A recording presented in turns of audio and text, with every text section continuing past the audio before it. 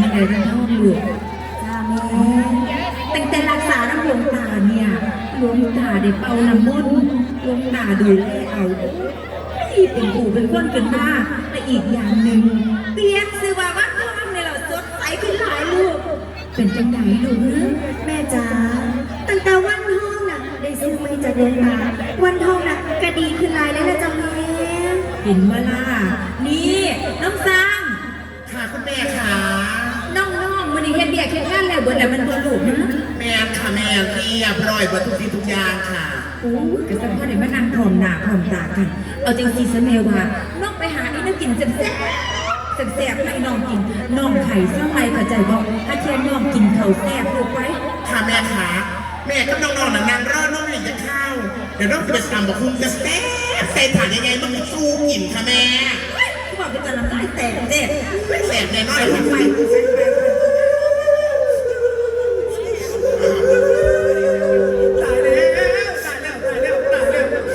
ตายแล้วได้เป็นยังไงได้ไปได้ไหมได้ไหมเนาะตายแล้วขอบแตกตายแล้วเอาแม่คุณสร้างแล้วนะแม่ตายมาเยอะแล้วตายแล้วสร้างเป็นยังจะมาหายเนื้อจะขาดตายแล้วมาเยอะแล้วตายยังดีหรอแม่จ๋า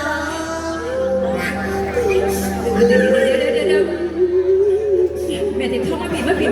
เราคุยกันนี่น้องสร้างเย็นๆไปเลยแล้วมามันเกิดที่อย่างขึ้นน้องสร้างใครเป็นอย่างผู้ใดเป็นอย่างก็ร้องไห้กันเถอะลูกเนาะแม่จ๋าตายแล้วจะแม่จ๋าตายแล้วว้าวชักผู้ใดตายฮะแม่จ๋าบังไฟแก้วตายแล้วจะแม่จ๋าบังไฟแก้วตายแล้วคนที่สอนตอนแรกกันเนาะแม่ยังผิดซ้ำมาได้ไหมเดี๋ยวเรื่องข้อขัดแบบไหนลูกเลยนี่มากลูกสาวมันเป็นหน้าบอลเล่นนี่ลูกแก้วเราจะตายได้จังไงไม่หลักฐานอย่างว่าบางเขาตายฮึต้องไปเมียเบิ่งเดี๋ยวนี้เลยแม่ทำหาหลักฐานในบันทึกนี่ก็จะเจอหลักฐานนะจ๊ะนี่คือต้นโพพยานหลักของพ่ายแก้วกับแม่วันทองตอนนี้มันตายแล้วจ้ะแม่จ๋าแม่วันทองจะมาเสนอนี่จ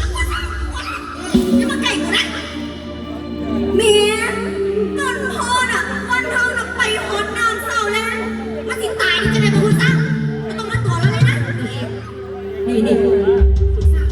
จะแม่จ๋าต้นโพน่ะเห็นมันคือนี่ลูกสาวหลักฐานอันใดที่มัน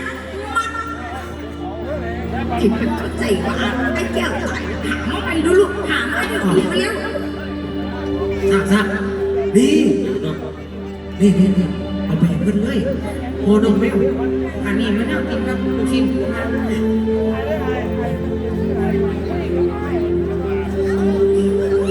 หลักฐานเป็นยันอีกอย่างเดียวก็นี่เลยจะแม่จ๋านี่เป็นกระดูกของบังไฟแก้วคุณสร้างเก็บมาจากสนามรบนี่นะจ๊ะแม่จ๋ากระดูกมันทั้งเมืองดูกระดูกก็ยังจะเป็นแปลกๆลูกนะคุณสร้างนี่คุณสร้างไปเอากระดูกได้ทางไหนมาต่อมาเท่านี้ฮะ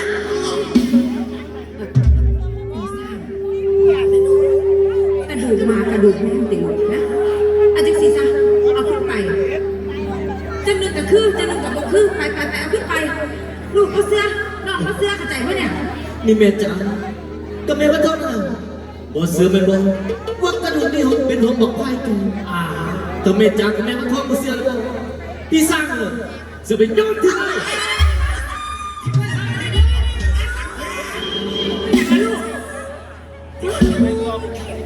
ลูกมันกระดูกของแม่วิลีมันต้องคิดว่าเป็นของแม่แก้ววิลีเดี๋ยวมันทำจ้าเนี่ยกับมาจักกันเนี่ยว่ากระดูกไอ้จอยกระดูกน้อยๆที่น่ะเนี่ยว่าแค่ขายอยู่ในลูกของแม่แก้วมันก็โตเป็นอ้วนเนาะก็แต่สิเมียลูกแม่จ๋าเรื่องนี้มัน มันจะจบชนีนะจ๊ะแม่จ๋า จังไหนลูกสาวเนอะ มันมีอีกเรื่องหนึงบอกไพ่แก้วนั่นน่ะมันเป็นตายในสนามนี้เป็นวันพวกนึงก็ต้องเข้าไปเป็นไม้หลวงในวัดนะจ๊ะแม่จ๋า มันทำไปเป็นไรเดี๋ยวเป็นเทปทองจ้าเป็นเทปทองจ้าลูกสาวจ้า จ๊ะแม่จ๋า เป็นสีวาลูกสาวน่ะฐานะรำด้วยเป็นเทปทองกับบังเอิญประยามภาษีหาทางออกว่าให้น้องน่ะ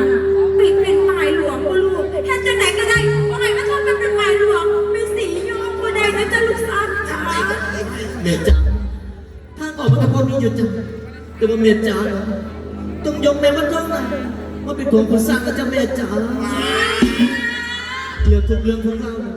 ลูกสาวคนนี้นะสิเคลียร์ให้จบปัญหาทุกอย่างนะจ๊ะเพราะว่าลูกสาวคนนี้นะหล่อแล้วก็รวยมากนะจ๊ะแม่จ๋า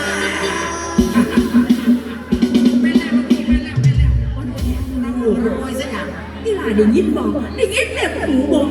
ว่าลูกสาวนั่นนะเขาค้างอาสาอีหลาทุกสิ่งทุกอย่างวันแม่ก็ลูกแม่นึกว่าจะมาต่อต้านประเด็นจะต่อมีต่อต้านประเด็นจังนี่มันทองแม่ว่าเอาสรุปมานี่เอาข้าคุณสร้างแล้วลูกก็สิไม่ได้เป็นหมายหลวงใจบ้างเอามานี่ปากได้ลูก แม่จ๋าถ้าจังสันอะวันทองสีเสื้อคนสร้างกันเลยจ้ะแม่ แต่ว่าวันทองน่ะยังไม่ตัดสินใจสิไปยืนน้ำคนสร้างด้วยจ้ะแม่ ลูกยังก็ตัดสินใจกับบอกเป็นหยังว่าแต่หนูรับปากกับแม่ว่าสิอยู่น้ำคุณสร้างสักนี่น่ะแม่กับภูมิใจแล้วจ้ะลูกสาวจ้ะ จ๊ะแม่จ๋า อยากมานี่กระดูกเนี่ยไปถิ่มลูกหนองนาไปถิ่มลูกน้ำโขงเลยไม่ ได้ ได้ เลยจ้ะแม่เขาจ๋า แล้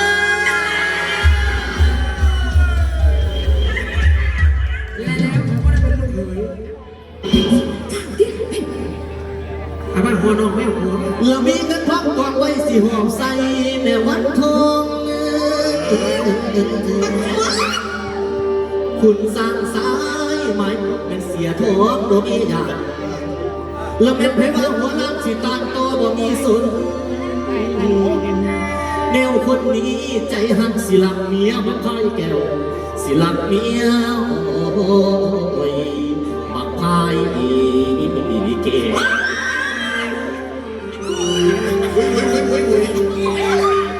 ใจเย็นๆก็ได้ลูกใจเย็นๆกันไอ้ จะเป็นจัง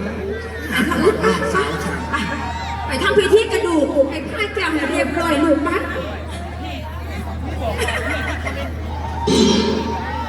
เอ๊ะแต่ว่าตอนนี้ขออนุญาตสักก่อนแม่จ๋าคือว่าอันถุงนอกแมวนี่เสียจังไหน เมียมาเอาไปโยนล่มโถงเข้าใจว่าว่าตอนนี้เราจะซื้อซะน้องแมวตัวนี้เสียไปเฮ็ดของดีเอา ว่าอยู่เดี๋ยวนี้นะเดี๋ยวก่อนกันสู้กันแห้งเข้าใจบ่ฮะซื้อสิมาเอาอีหยังหนองมกหนองแมวจักน้อยแผลกับเปียง เขาจะ หมานี่ นี่พี่ลุง หน้ากรอกแตกเห็นมาไปเอามาเนี่ยกระจวดตัวลูกไปเร็วๆสาวๆลูกเฝ้า ให้ไปจ้าที่รัก